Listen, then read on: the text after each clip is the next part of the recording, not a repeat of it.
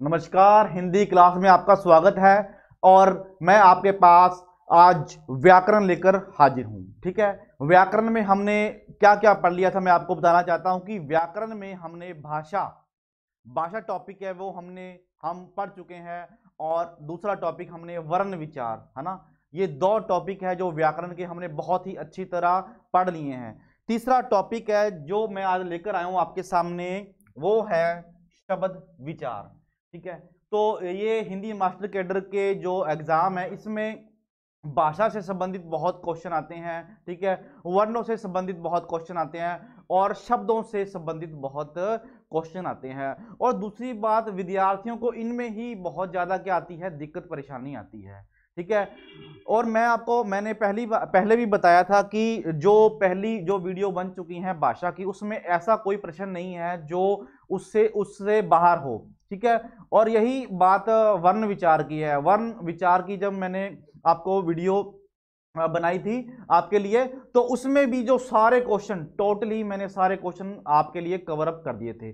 और ऐसे ही आज शब्द विचार में जितने भी क्वेश्चन है शब्दों के, वो आपके सामने आज मैं एक एक करके आपको समझाऊंगा। ठीक है जी, तो सबसे पहले बात करते हैं कि शब्द विचार मतलब कि शब्द बनते कैसे हैं। ठीक है जी, तो बात होगी शब्दों की। ठीक है, वर्णों से क्या बनते हैं, शब्द बनते हैं। ठीक है, कैसे बनते हैं, देखो जी। सबसे पहले बात करते हैं कि परिभाषा क्या है इसकी। शब्द की परिभाषा क्या है, देखो। शब्द भाषा की वह इकाई है जो वर्णों के योग से बने स्वतंत्र एवं सार्थक ध्वनि समूह होते हैं। अब मतलब क्या है, ये परिभाषा है शब्द की। देखो इन्होंने क्या कहा है, वर्णों के योग से, तो कहने की सीधी सी बात है, शब्द बनते कैसे हैं, वर्णों के योग से। अब योग का मतलब है मिलाना। योग का मतलब क्या है, मिलाना। देखो शब्द एक है, एक वर्ण है ब, ब प्लस ल। ठीक है जी, क्या बन गया, बल बन गया। ठीक है, देखो समझो, ब एक वर्ण था और ल भी क्या था, एक वर्ण था। दोनों को वर्णों का योग हुआ। वर्णों का योग मतलब कि दोनों को मिलाया, एक हमारे पास शब्द बन गया बल। बल मतलब की ताकत। ठीक है, ऐसे ही है क ल। ठीक है, क और ल दो वर्ण है, इनका योग करेंगे, अब क्या बन गया, कल। कल, ठीक है, कल मतलब कि आने वाला कल। ठीक है जी, और कल जो बीत गया वो भी कल तो हो सकता है। ठीक है जी, तो कल एक क्या बन गया, शब्द बन गया। अब आपको ये बात क्लियर हो गई कि शब्द कैसे बनता है, शब्द वर्णों के योग से बनता है। ठीक है, आगे चलते हैं। आगे है स्वतंत्र। अब स्वतंत्र का मतलब समझो क्या है। स्वतंत्र का मतलब है, ये जो शब्द है ना, शब्द अपने आप में क्या है, स्वतंत्र है। मतलब कि इसका कोई ना कोई क्या है, अर्थ है। ठीक है, और आगे देखो, एवं सार्थक ध्वनि समूह। कहने का मतलब क्या है, कोई भी वर्ण आपस में मिलता है और एक शब्द बनाता है, उसका कोई ना कोई अर्थ जरूर होता है, उसे ही क्या बोला जाता है, शब्द बोला जाता है। ठीक है, तो सीधी सी बात है, दो वर्णों का योग क्या कहलाता है, शब्द। और ये आपस में क्या होते हैं, स्वतंत्र होते हैं। स्वतंत्र मतलब कि ये अपने आप में एक पूर्ण क्या होता है, शब्द होता है, जिसका कोई ना कोई क्या होता है, अर्थ होता है। ठीक है, और आगे क्या लिखा है, सार्थक ध्वनि समूह। ठीक है, इनका ध्वनि समूह मतलब कि ये ध्वनि है कल। ठीक है, इनका क्या है, कोई ना कोई अर्थ है, बल मतलब कि कोई अर्थ है, बल ताकत। ठीक है, तो आपको ये परिभाषा तो बहुत ही अच्छी तरह समझ आ गई। तो आगे चलते हैं। आगे है शब्दों का वर्गीकरण निम्नलिखित चार आधारों पर किया गया है। बहुत बार प्रश्न आता है कि जो शब्द है ना, शब्द वर्गीकरण का मतलब है भेद। आगे लिख लो, भेद। बहुत बार प्रश्न आता है कि जो शब्द होते हैं वो कितनी प्रकार के हैं। प्रकार, भेद और वर्गीकरण एक ही बात है। ठीक है, चाहे तो वर्गीकरण का मतलब है भागों में बांटना, भेद और प्रकार, ठीक है, एक ही बात है। तो मैं शब्दों को चार भागों में बांटूंगा जो आपके पास है। देखो, रचना के आधार पर, उत्पत्ति के आधार पर और अर्थ के आधार पर और चौथा है प्रयोग के आधार पर। इनको ही आगे और भागों में बांटा गया है और इनके बारे में ही हम पढ़ेंगे और इनमें से ही प्रश्न आएंगे और कैसे आते हैं वो भी मैं आपको समझाऊंगा और साथ साथ आपने ध्यान से समझना है और नोट भी करना है अपनी नोटबुक पर। तो सीधा सा एक प्रश्न यहां से सीधा निकलता है, ठीक है। देखो क्या निकलता है, शब्दों के कितने भेद होते हैं, सीधा प्रश्न है। कितने? 4। सीधा को प्रश्न है, शब्दों के कितने भेद होते हैं? 4। और ये तो पता लग गया कि ये जो शब्द है बनते कैसे हैं? वर्णों के योग से। ये तो परिभाषा में आपको पता लग गया। तो क्वेश्चन क्लियर है, शब्दों के भेद 4। आगे चलते हैं। आगे जो पहला हमारा वर्गीकरण है, पहला भेद है, वो है रचना के आधार पर। रचना का मतलब है कि वो बने कैसे हैं। मैंने ब्रैकेट में लिखा भी है, बनावट के आधार पर। अब प्रश्न कैसे आएगा वो भी देख लो। प्रश्न ऐसे भी आ सकता है, रचना बनावट के आधार पर जो शब्द हैं कितने प्रकार के होते हैं। सीधा सीधा पहला प्रश्न था कि शब्द कितने प्रकार के होते हैं, तो 4। अब अंदर पूछा जाए कि रचना के आधार पर जो शब्द हैं वो कितने प्रकार के होते हैं, तो आपने लिखना है। देख लिया आपने, क्वेश्चन में देखा रचना बनावट, ठीक है। रचना और बनावट मतलब कि वो बने कैसे हैं, तो आपने सीधा सीधा लिख दिया भाई 3 प्रकार के, ठीक है। अब इनको अंदर से समझेंगे तो क्वेश्चन क्लियर हो गया कि रचना के आधार पर 3 प्रकार के शब्द। देखो कौन कौन से, रूढ़ शब्द, यौगिक शब्द और योग रूढ़ शब्द। मैं इनको इनका मतलब भी समझाऊंगा क्या क्या होता है, ठीक है। तो सबसे पहले आपका पहला प्रश्न क्लियर है कि रचना के आधार पर 3 तरह के जो शब्द होते हैं, और पूछ भी ले कि कौन कौन से, वो भी आपको पता होना चाहिए। कौन से? रूढ़ शब्द, यौगिक शब्द और यौगिक रूढ़ शब्द, ठीक है जी। तो आगे चलते हैं, आगे चलते हैं। क भाग रूढ़ शब्द। रूढ़ शब्द, अब कई बार ना रूढ़ का अर्थ भी पूछ लेते हैं। रूढ़ का अर्थ बताओ भी क्या है, तो रूढ़ का अर्थ है प्रचलित। क्या है?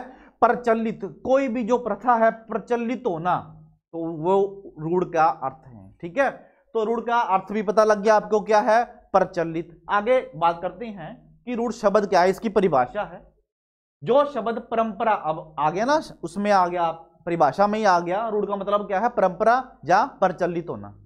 जो शब्द परंपरा से किसी वस्तु विशेष के अर्थ को प्रकट करते हैं, मतलब कि वो पहले से ही चले आ रहे हैं, ठीक है। वो शब्द पहले से ही चले आ रहे हैं, उसमें वो रूढ़ होते हैं। और आगे है, तथा जिनके खंडों का कोई अर्थ नहीं होता। अब मैं छोटी छोटी बात भी समझाऊंगा आपको भी। खंड क्या होते हैं? खंड होते हैं टुकड़े।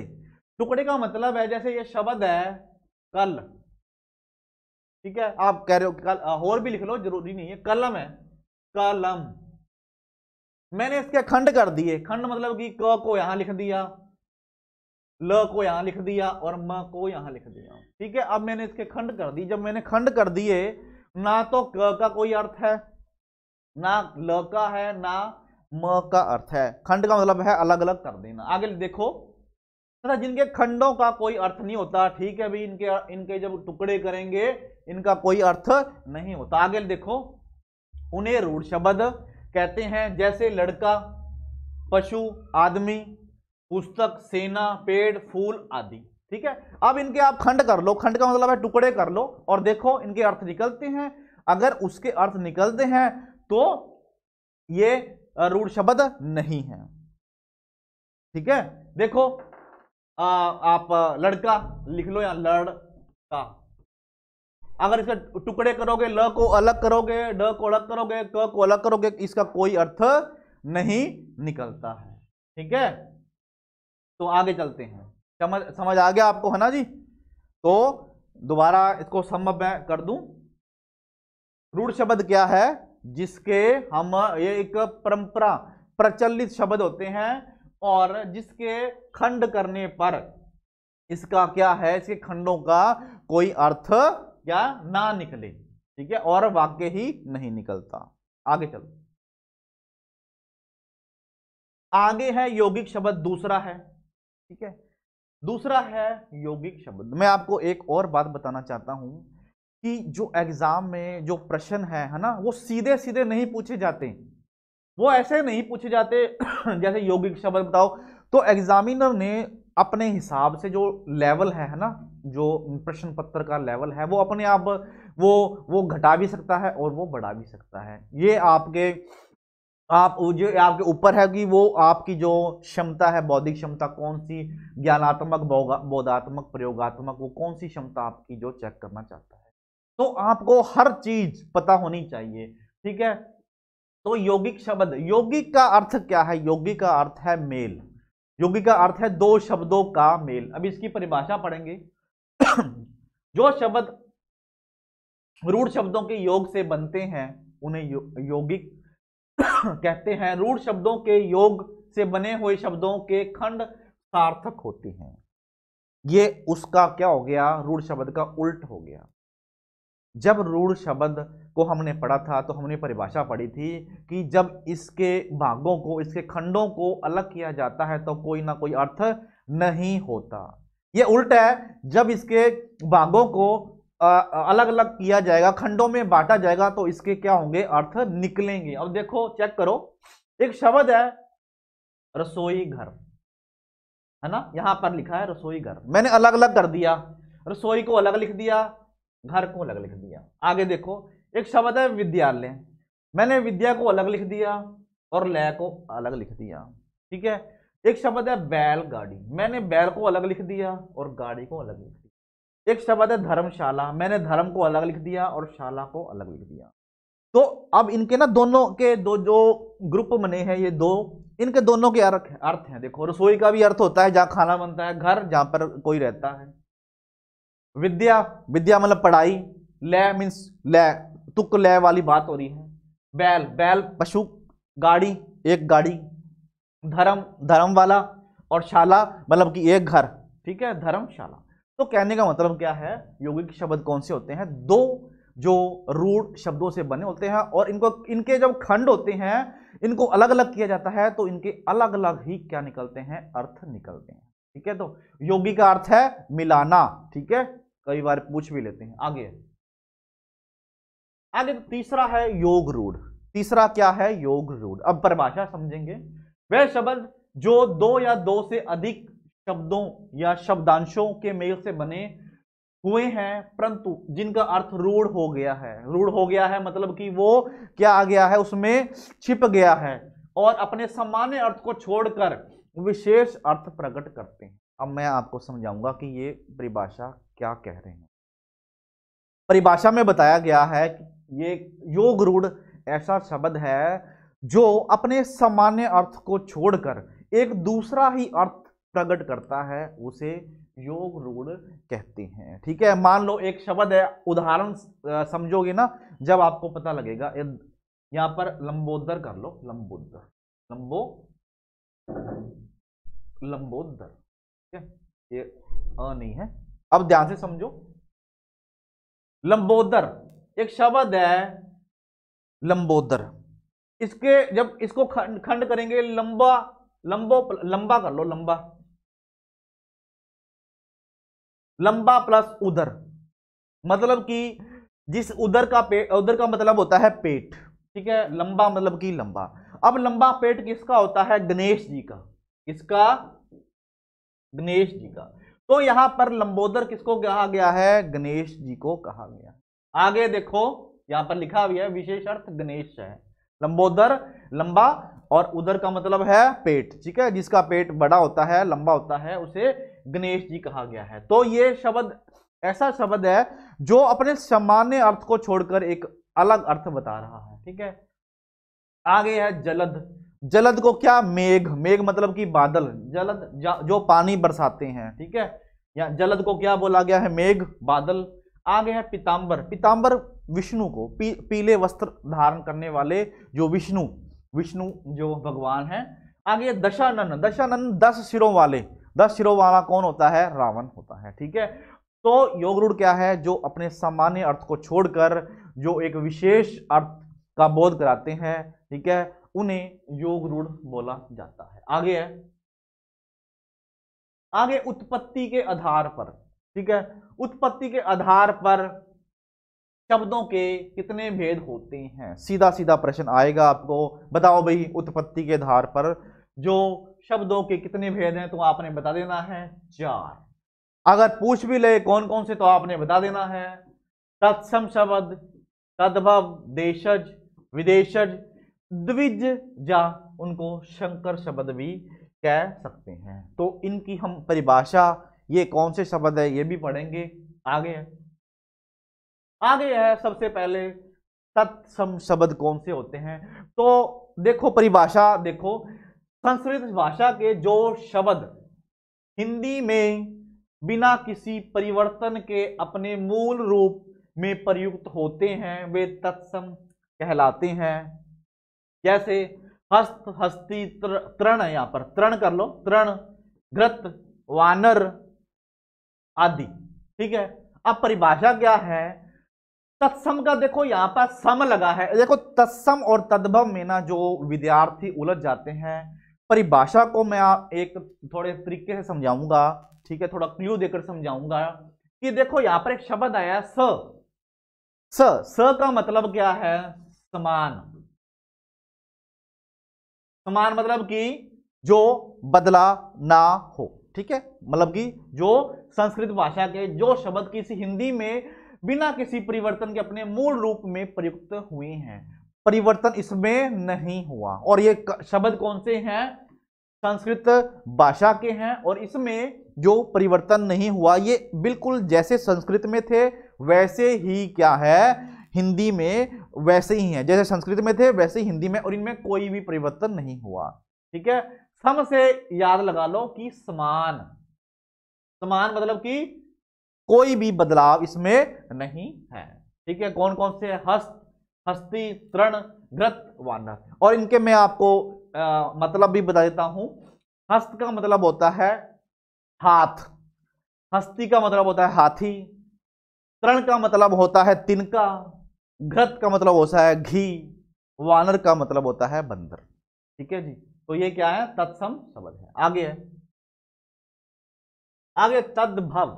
भव का मतलब होता है बदलना, भव, भव का मतलब है बदलना। संस्कृत के वे शब्द जो कुछ रूप परिवर्तन के साथ हिंदी में प्रयुक्त होते हैं, ठीक है, तद्भव शब्द कहलाते हैं। जैसे हाथ, हाथी, घास, घी, बंदर आदि, ठीक है। जो पहले वाले थे देखो, हस्त से हाथी बन गया, हस्ती से हाथी, घृत से घास, और घी, वानर से बंदर बन गया आदि, ठीक है। देखो पहले वाले आप चेक कर सकते हो, जैसे हस्त, हस्ती, तृण, घृत, वानर, ठीक है जी। तो आपको क्लियर ही है, ये शब्द क्या है, तद्भव शब्द वे हैं जो संस्कृत के शब्द हैं जो कुछ रूप में क्या है बदल गए हैं। पहले वाले कुछ और थे और अब इनका रूप क्या हो गया है, बदल गया है। हाथ, हाथी, घास, घी, बंदर, ये सारे क्या है, तद्भव शब्द हैं। आगे कुछ प्रचलित तत्सम और तद्भव शब्द हैं जो आप देख रहे हो, मैं इनको बोलूंगा और आपने ध्यान देना है। तत्सम से क्या बन गए हैं, तद्भव बन गए हैं। कौन कौन से है, देखो भाई, गंधर्व से गधा, अज्ञान से अनजान, दुग्ध से दूध, लोह से लोहा, आश्रय से आसरा, दही से दही, अग्नि से आग, पुत्र से बेटा, शीर से खीर, ठीक है।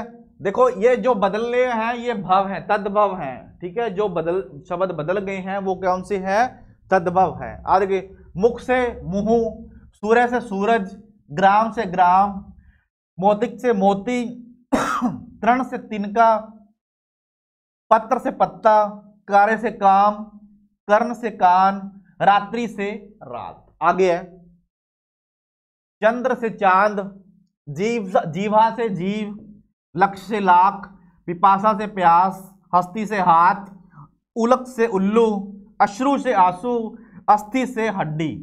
आगे है पक्ष से पंख, कूप से कुआ, सस से सो, ऊंच से ऊंचा, अंगुश से अंगूठा, दंत से दांत, बधिर से बहरा, आम्र से आम और शुक्र से सूखा। ठीक है, तो ये तद्भव शब्द वो हैं जो क्या हो गए हैं, संस्कृत के शब्द थे वो हिंदी में आकर अपना जो नया रूप, ठीक है, वो क्या गए हैं, बदल गए हैं। तो वो तद्भव है, जो नहीं बदले वो कौन से हैं, तत्सम। आगे आगे है देशज शब्द। देशज शब्द देखो, ऐसे शब्द जिनकी उत्पत्ति विभिन्न विभिन्न भारतीय भाषाओं या प्रादेशिक बोलियों से हुई है, ठीक है, अथवा परिस्थिति एवं आवश्यकता अनुसार बनकर प्रचलित हो गए हैं, ऐसे शब्द हैं देशज या देशज, देसी या देशज शब्द कहलाते हैं। परिभाषा को ध्यान से समझना है। देशज शब्द, देश का मतलब है अपने ही देश के, देश का, देशज का शब्द मतलब है अपने ही देश के। तो ऐसे शब्द हैं ये जो हमारे ही देश में अलग अलग प्रदेशों से, है ना, अलग अलग प्रदेशों से, उनकी बोलियों से, उनकी भाषाओं से जो हिंदी में आ गए हैं, उन्हें देशज शब्द बोला जाता है। जैसे चिड़िया, लकड़ी, गाड़ी, घोंसला, जूता, पगड़ी, लोटा, झाड़ू, झुग्गी, पेटी। ठीक है, तो ये ऐसे शब्द हैं जो हमारे देश के अलग अलग भागों से, अलग अलग प्रदेशों की बोलियों से, अलग अलग प्रदेशों की भाषाओं से हिंदी में क्या आ गए हैं, समा गए हैं। आगे आगे विदेशी शब्द। आप नाम से ही आपको पता लग रहा है कि विदेशी मतलब कि बाहर वाले। हमारे देश में अनेक विदेशी आए, ठीक है, आपको भी पता है हमारे देश में बहुत से जो मुगल, तुर्क, अंग्रेज, अरबी, ईरानी, डच, है ना, बहुत सारे जो हमलावर आए और इन्होंने भारत पे राज भी किया और बहुत समय भारत में रह भी गए थे। ठीक है, तो उनके संपर्क में आने के कारण उनकी भाषाओं के कुछ शब्द हमारी हिंदी में भाषा में शामिल हो गए थे। विदेशी भाषाओं से आए शब्द विदेशी कहलाते हैं। ठीक है, पहले ही आपको क्लियर है कि ऐसे शब्द जो दूसरी भाषाओं के, दूसरी भाषा कौन सी, दूसरे देश की भाषा, ठीक है, थोड़ा शब्दों का हेरफेर है वो आपने ध्यान से समझना है। विदेशी मतलब कि जो दूसरे देश की भाषा, ठीक है, दूसरे देशों की भाषा से हमारे हिंदी में आए हैं। देखो कौन कौन से हैं। अंग्रेजी भाषा के शब्द हैं, ये स्कूल से ही कर लो, स्कूल, स्कूल है जो इंग्लिश से आए हैं, अंग्रेजी भाषा से, अंग्रेजी शब्द हैं school, copy, hospital, telephone, pencil, pen, radio, bank, lottery आदि। ये क्या है, इंग्लिश के शब्द हैं, अंग्रेजी के शब्द हैं जो, ठीक है, जो कहाँ से आए हैं, कह सकते हैं कि जैसे इंग्लैंड से आए हैं, है ना, और भी जो हमारे, क्योंकि जो यूके, है ना, इंग्लैंड ने हमारे ऊपर, जो बरतानवी सरकार थी, अंग्रेजी सरकार, इन्होंने हमारे देश में क्या बहुत सालों राज किया, तो इनकी भाषाओं से भी जो अंग्रेजी के शब्द हिंदी ने ग्रहण कर लिए हैं। School, copy, hospital, telephone, pencil, pen, radio, bank, lottery आदि। आगे है फारसी शब्द। फारसी शब्द भी हिंदी में आ गए। देखो, हफ्ता, मुफ्त, जुर्माना, आमदनी, आवारा, कमरबंद, किनारा, आबरू, आतिशबाजी, गिरफ्तार, मदरसा, बर्फ, नाशपाती आदि। अब एक बात और ध्यान में रखनी है आपको, कई बार जो एग्जाम में ऐसे भी प्रश्न आ सकता है कि ये बताओ भी, एक शब्द है जुर्माना, एक शब्द है जुर्माना जो एक विदेशी भाषा का शब्द है, ये किस भाषा से हिंदी में आया, है ना, तो आपने बताना है फारसी। ठीक है, आवारा, आवारा है, हफ्ता है, मुफ्त है, गिरफ्तार, जो गिरफ्तार देखो बहुत ही प्रचलित शब्द है ना, और किनारा, किनारा है, ठीक है, बर्फ है। तो आपने इनको क्या करना है, बहुत ही अच्छी तरह समझना है कि ये कौन सी भाषा से हिंदी में आया है। ठीक है, आगे है, आगे अरबी भाषा के शब्द। अरबी के देखो, अमीर है, गरीब, अजीब, अकल, आदत, औरत, मतलब, तरक्की, दंगा, तारीख, इमारत, इलाज, ईमान, ये कौन सी भाषा के हैं? अरबी के हैं। तो आपको इनको भी याद करना है कि अरबी भाषा के कौन से शब्द हैं जो हिंदी में आ गए हैं। ठीक है, तुर्की के देखो, बहादुर, चकमक, तमगा, कुली, चिक, चेचक, कालीन, बावर्ची, कैंची, ये क्या है?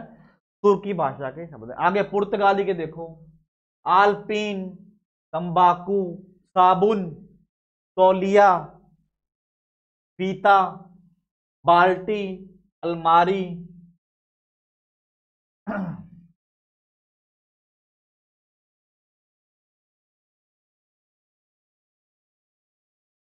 ये कर लो आप, ये शब्द गलत है, ये रहने दो। आलू, प्याज, प्याला, आलू, प्याला, अचार, काफी। ठीक है, तो बहुत बार ये प्रश्न है जो ये शब्द हैं, है ना, पूछे भी जाते हैं। देखो एक शब्द आया है आलू, है ना, बहुत बार प्रश्न ये भी आया कि आलू जो शब्द था, है ना, ये कहाँ का है? ये पुर्तगाली का है। अचार, अलमारी, ठीक है, तंबाकू, साबुन, तौलिया। ठीक है, तो ये क्यों, कौन से हैं? पुर्तगाली के हैं। जो हमारी रोजाना जिंदगी में देखो ये शब्द, इनके शब्दों का प्रयोग होता है, हमें ये ध्यान में रखना है कि ये शब्द कौन सी भाषा के, कौन सी जो देश की भाषा से आए हैं। ठीक है, पुर्तगाली, तुर्की, अरबी, अलग अलग भाषाओं के हैं। ठीक है, आगे है द्विज शब्द, संकर शब्द। देखो भाई, जो शब्द दो भाषाओं के शब्दों के मेल से बने होते हैं, ऐसे शब्द द्विज, संकर एक ही बात है, चाहे तो द्विज कह सकते हो चाहे संकर। जो दो भाषाओं के, ठीक है, अब दो भाषाओं को मिलाकर हिंदी में जोड़ दिए गए और एक नया शब्द बनाया गया, उनको द्विज शब्द बोला जाता है। जैसे डबल, डबल इंग्लिश का शब्द है, रोटी हिंदी का है। देखो क्या बन गया? डबल रोटी। ठीक है, आगे देखो, रेल और गाड़ी। ठीक है, ये भी अलग अलग, ठीक है, ये किसी भाषा का है, ये किसी भाषा का है। जिला प्लस धीश, डाक प्लस खाना। तो ये सारे शब्द हैं, क्या है? दो शब्दों के, है ना, दो शब्द हैं, अलग अलग भाषाओं से आए हैं और एक नया शब्द बना दिया है।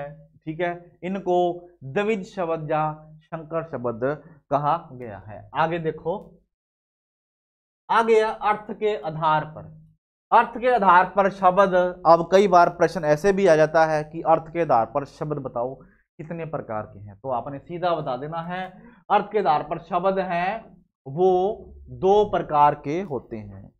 और ये भी कई बार पूछ लेते हैं कि अर्थ के आधार पर जो दो प्रकार के शब्द होते हैं वो कौन कौन से हैं, तो एक सार्थक शब्द है और एक निरर्थक शब्द है।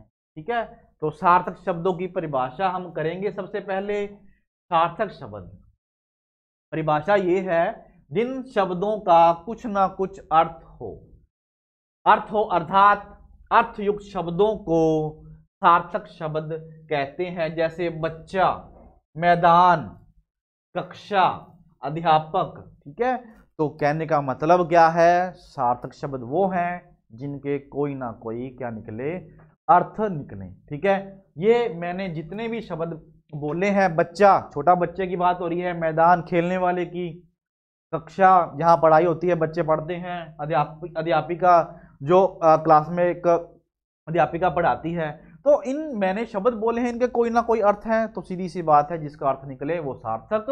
आगे है दूसरा, आगे निरर्थक शब्द। निरर्थक का मतलब क्या है? देखो परिभाषा पढ़ेंगे, जिन शब्दों का कोई अर्थ नहीं होता। सीधी सी बात है, उल्ट हो गया, जिन शब्दों का कोई अर्थ नहीं होता उन्हें क्या बोलते हैं? अर्थहीन बोलते हैं और निरर्थक शब्द भी कह सकते हैं। जैसे चाय के साथ एक शब्द लगा दिया वाय, अब चाय का तो अर्थ है, वाय का कोई अर्थ नहीं है। रोटी का अर्थ है वोटी, दुकान वुकान, खाना खाना के साथ लगा दिया वाना।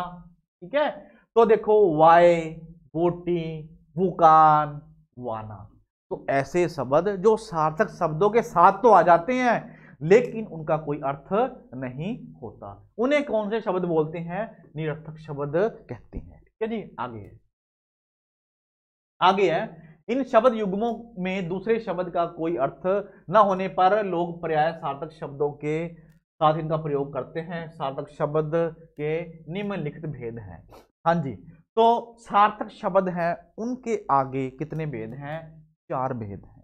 ठीक है, तो मैं आपको कई बार प्रश्न ऐसे भी आता है कि अर्थ के आधार पर बताओ भी शब्द कितने प्रकार के, तो आपने सीधा बता दिया कि 2। कौन कौन से? सार्थक और निरार्थक। अब कई बार ऐसे भी अंदर से भी बहुत जो आपका जो कह सकते हैं कि ज्ञानात्मक, बोधात्मक, प्रयोगात्मक कोई भी जो कौशल है आपका एग्जामिनर चेक कर सकता है, तो आप ये भी पूछ सकते हैं कि सार्थक शब्द बताओ भी कितने तरह के होते हैं। तो कौन से हैं? समानार्थक शब्द, विलोम शब्द, एकार्थी शब्द, अनेकार्थी शब्द। ठीक है जी। अब समानार्थक शब्द कौन से होते हैं? समानार्थक शब्द ऐसे शब्द, देखो भी पहले तो बता दिया आपने 4 प्रकार के। ठीक है जी, सार्थक शब्द कितने प्रकार के होते हैं? 4 प्रकार के। वैसे एक और होता है, कौन सा? लिख लो, समरूपी भिन्नार्थक शब्द। यहां पर समरूपी भिन्नार्थक शब्द। ठीक है, समरूपी भिन्नार्थक शब्द फिर क्या बन जाएंगे? 5 प्रकार के बन जाएंगे। हम ये भी कह सकते हैं, क्योंकि हम इसको भी तो नहीं छोड़ सकते समरूपी भिन्नार्थक शब्द को। ठीक है, अब मैं इनको तो सार्थक शब्द कितने प्रकार के हो गए? 5 प्रकार। ठीक है, कई किताबों में 4 भी दिए गए हैं। ठीक है, कौन कौन से? ये ऊपर वाले दिए गए हैं, लेकिन मैं इसको भी लिख रहा हूं क्योंकि ये भी क्या है, सार्थक शब्दों में ही आते हैं। ठीक है, तो ऐसे आपने कंफ्यूज नहीं हो जाना कि सर मैंने 4 पढ़े थे, भी सार्थक शब्द 4 प्रकार के होते हैं। ठीक है, तो समरूपी भिन्नार्थक शब्द भी सार्थक में आते हैं। तो मैं बताऊंगा कि कौन कौन से होते हैं। देखो, समानार्थक शब्द, समानार्थक शब्द को पर्यायवाची शब्द भी बोला जाता है। ऐसा शब्द जो एक समान अर्थ रखता है। समानार्थक शब्द है वायु। वायु को क्या बोलता है? पवन, हवा, समीर और वात, है ना। एक ऐसा शब्द जिसके क्या होते हैं? समान अर्थ होते हैं। वायु को पवन भी बोला जाता है, वात भी बोला जाता है, समीर भी बोला जाता है और हवा भी बोल लेते हैं। ठीक है, विलोम शब्द उल्टे, दिन रात। एकार्थी शब्द ऐसा शब्द जिसका एक ही अर्थ हो। ठीक है, जैसे है, मतलब कि कोई भी है, जैसे है अपने लिखना, तो लिखने का मतलब है कोई चीज लिखना। कलम है, पेन है, ठीक है, या किसी का नाम है, मोहन है, तो किसी कोई भी एक क्या जो एक अर्थ प्रकट करे। आगे अनेकार्थी, ऐसा शब्द जिसके क्या हो? अर्थ अनेक हो। शब्द एक है लेकिन अर्थ क्या है? अनेक। जैसे एक शब्द है हार, गले का हार भी हो सकता है, और एक हार जीत का, है ना, जीत का उल्ट भी क्या होता है? हार। शब्द एक है, अर्थ अनेक है।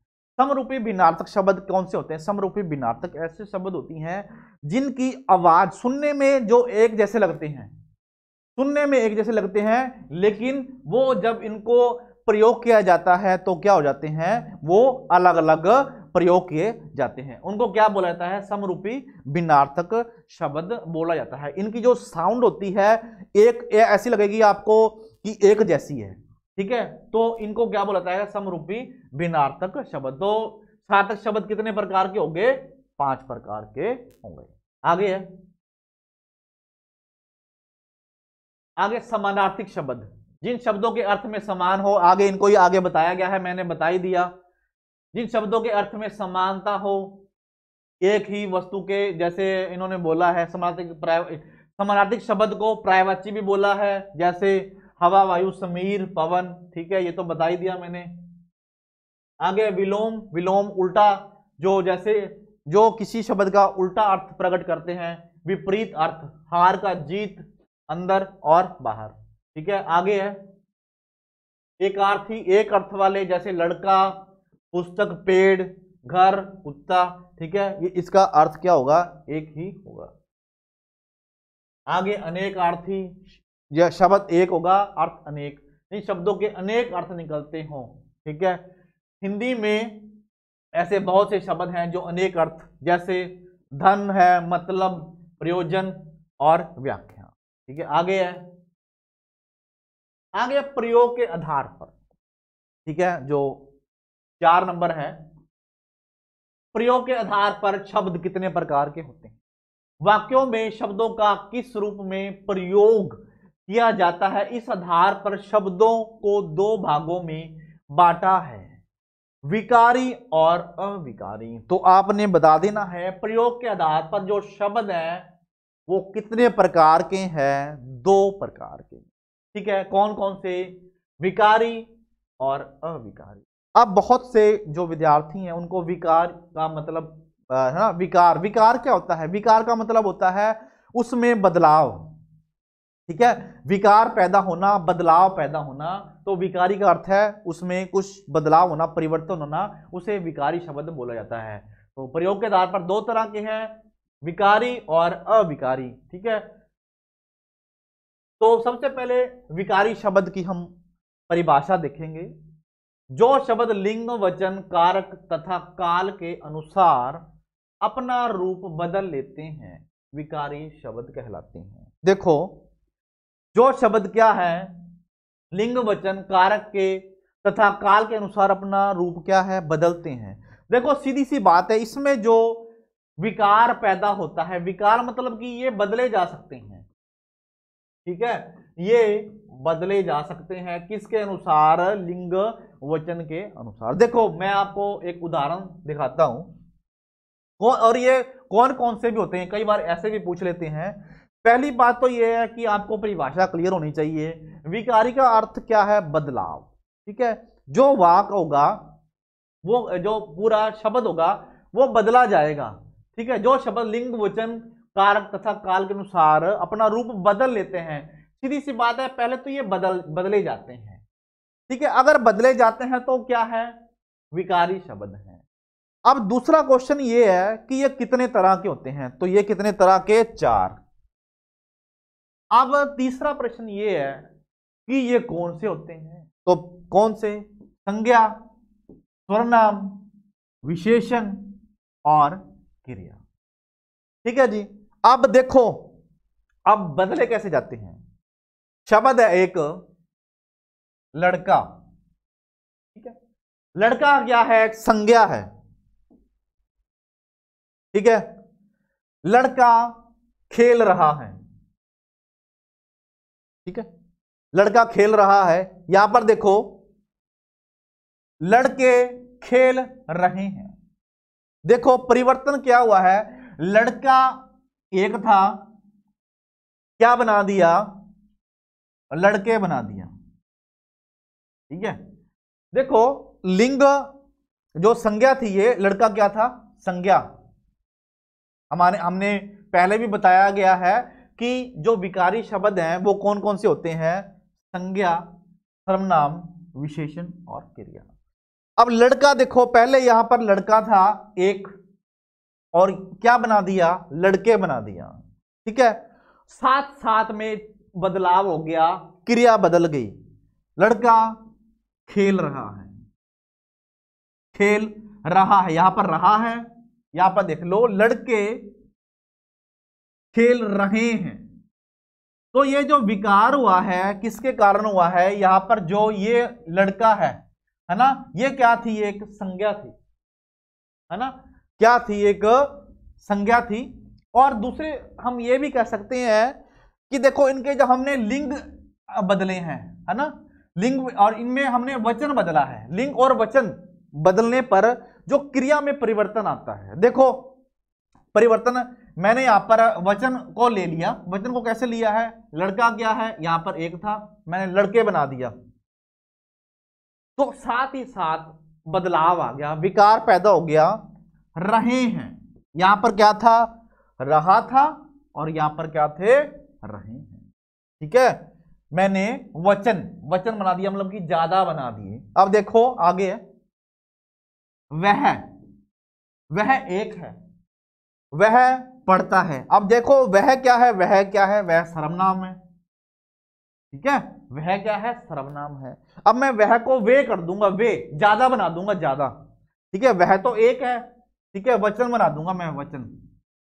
वह पढ़ता है, मतलब कि वह पढ़ता है, एक आदमी है, ठीक है, वे पढ़ते हैं, वे पढ़ते हैं, साथ साथ ही क्रिया बदल जाएगी। देखो वे पढ़ता है, अब परिवर्तन देखो, वे पढ़ते हैं, ठीक है। तो कहने का मतलब क्या है, मतलब कि संज्ञा, सर्वनाम, विशेषण और क्रिया, इस जो ये इनके रूप होते हैं, इनके रूप में क्या आ जाता है, परिवर्तन आता है। किसके हिसाब से, लिंग और वचन के हिसाब से, ठीक है। देखो यहां पर क्या था, अब एक उदाहरण और भी देख सकते हो आप, जैसे राम खेलता है,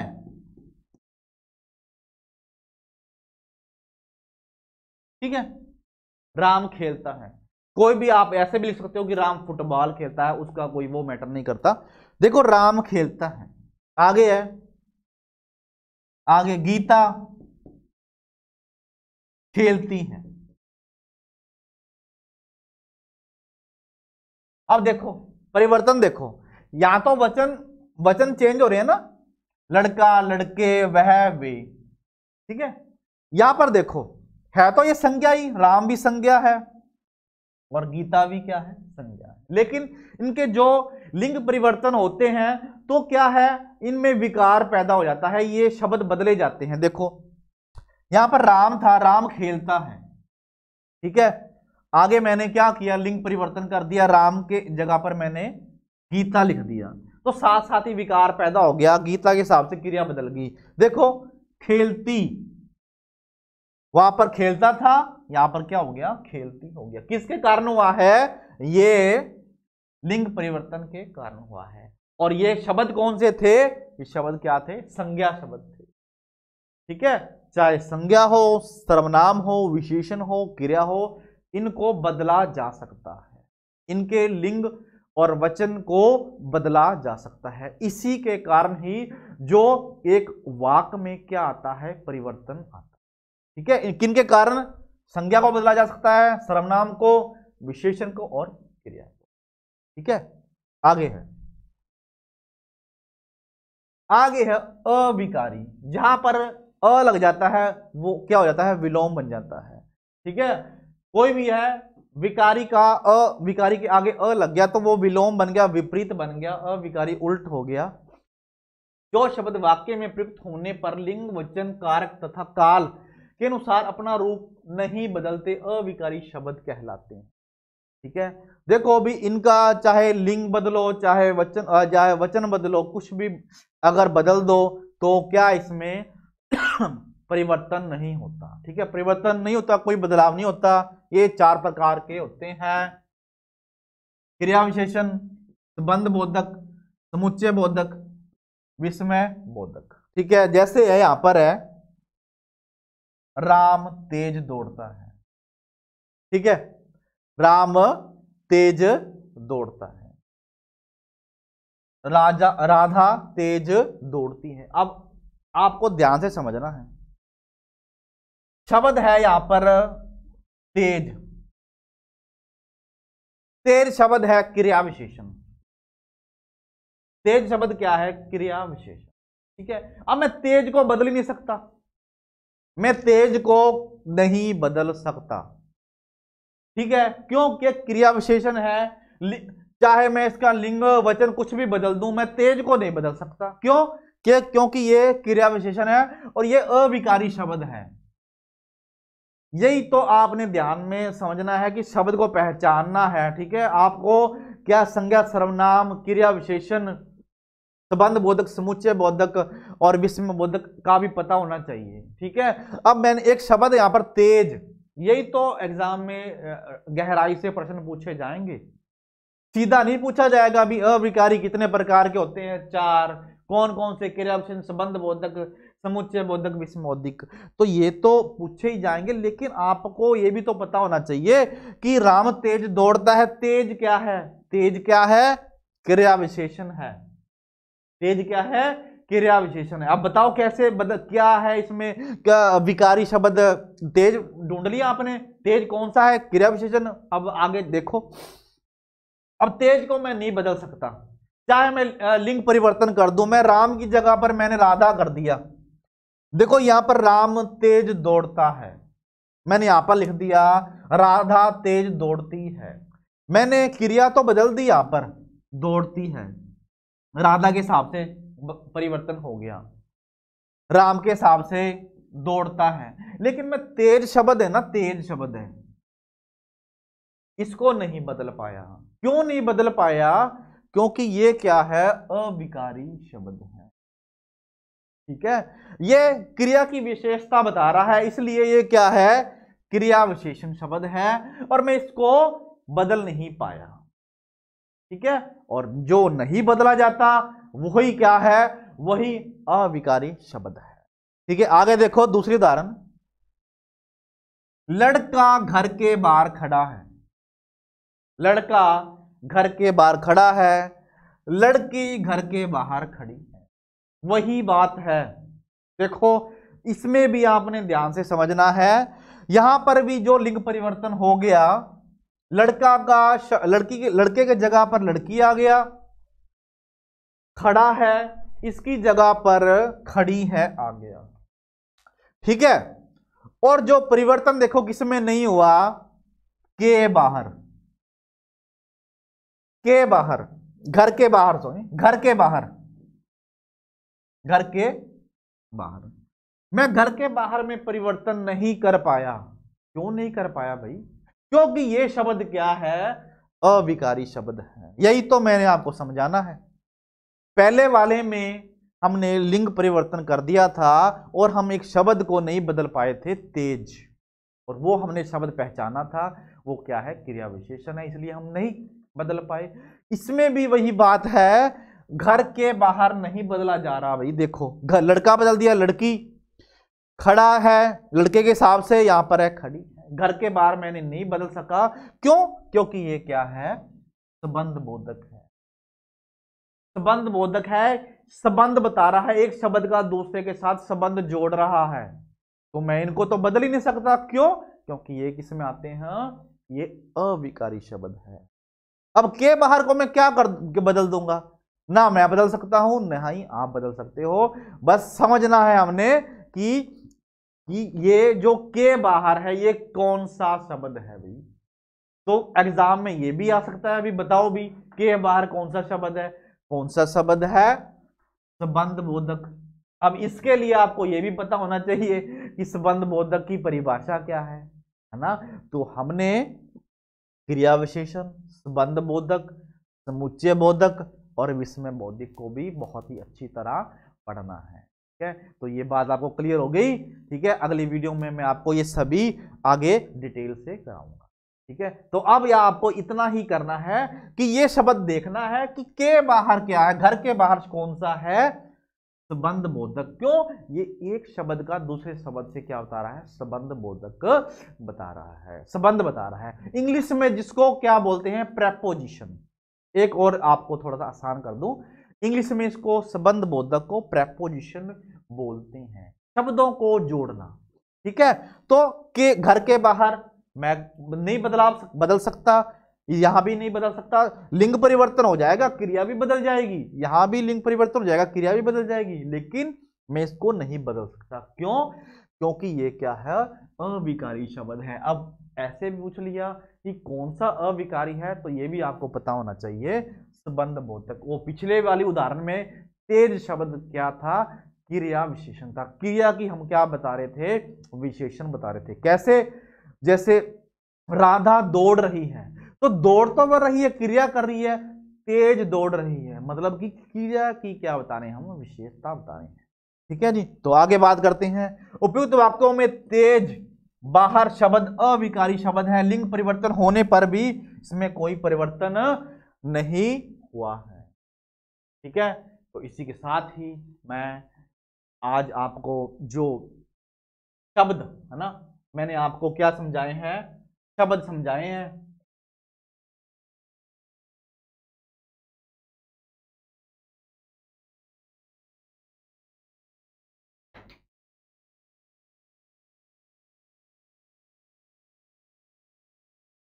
हाँ जी, इसी के साथ ही मैंने आपको ये जो शब्द समझाए हैं, ठीक है, और इनके ऊपर जितने भी जो क्वेश्चन है वो हम डिस्कस कर चुके हैं। आपने जो ध्यान से जो वीडियो को देखना है, ठीक है, और ध्यान से समझना है। मुझे नहीं लगता कि मैंने एक भी प्रश्न आपको शब्द विचार से छोड़ दिया हो, ठीक है।